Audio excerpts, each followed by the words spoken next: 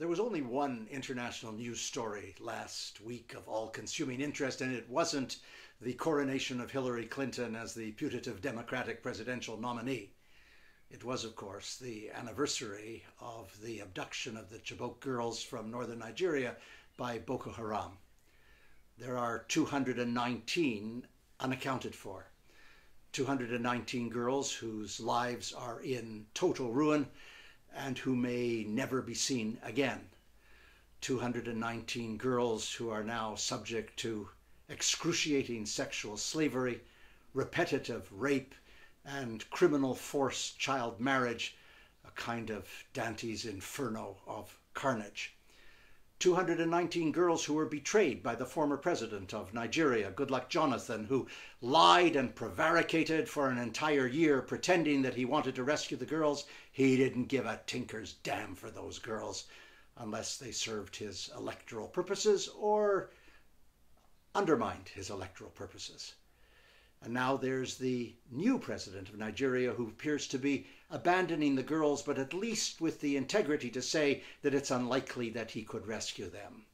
And on the date of the anniversary of the abduction, Malala, writes a letter to the girls saying that the international community and the government of Nigeria have still to be engaged in their rescue and that it's not good enough.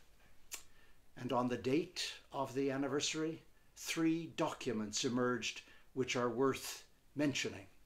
The first is an astonishing 91-page compendium by Amnesty International indicating that the abduction of the Chibok girls is a tiny part of the millions of people who have been displaced as a result of Boko Haram and the tens of thousands now who have been slaughtered.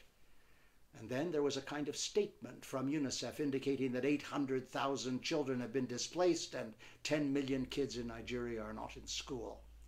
And finally, there was the Secretary General coming to the United Nations Security Council with his report on sexual violence in conflict, indicating that some 45 marauding, crazed militias engaged in insensate violence were pursuing sexual violence in conflict in 19 countries, and that the outrage was and the outcome was horrific.